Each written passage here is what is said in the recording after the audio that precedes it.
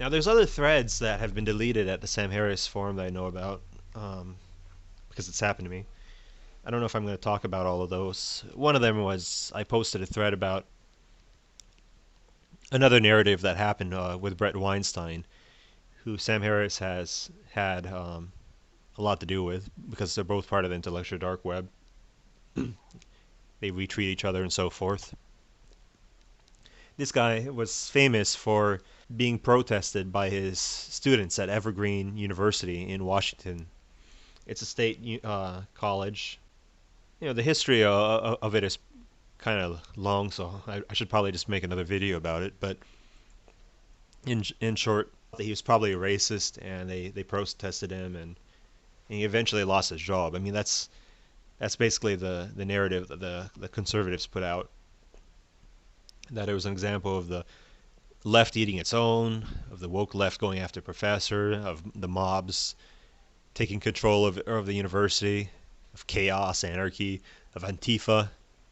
But the narrative is a very biased and skewed one, which was constructed by Bret Weinstein himself when he showed up on Fox News immediately afterward and wrote an opinion piece at the Wall Street Journal. He hasn't gotten a lot of pushback on this, unfortunately, in part because the students at his university did not want to be doxxed. Right afterward and around that time, there were actually alt-writers sending death threats to the students and trying to dox them and so forth. Add to that the fact that they were actually kind of busy, studying, going to school, preparing for their test.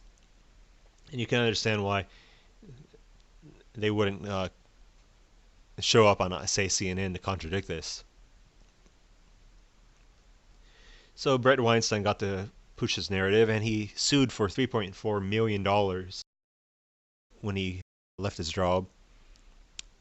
He only got about 500,000, I heard, but he still got quite a bit, and he has an infinite credit line because all he has to do is tell his thousands of subscribers at his podcast that, hey, I need more money, and after I lost my job, and forget about my large retirement savings and so forth, I need more money, and don't you feel sorry for me because of what the regressive left and what the students did to me?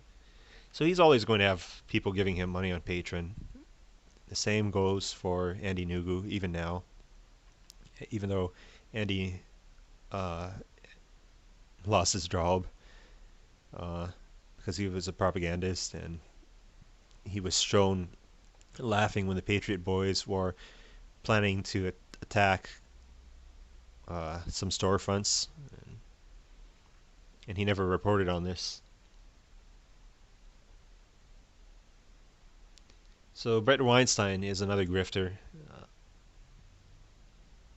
and I really should make a separate video for this later on because there's just too much for me to pack into one little segment here.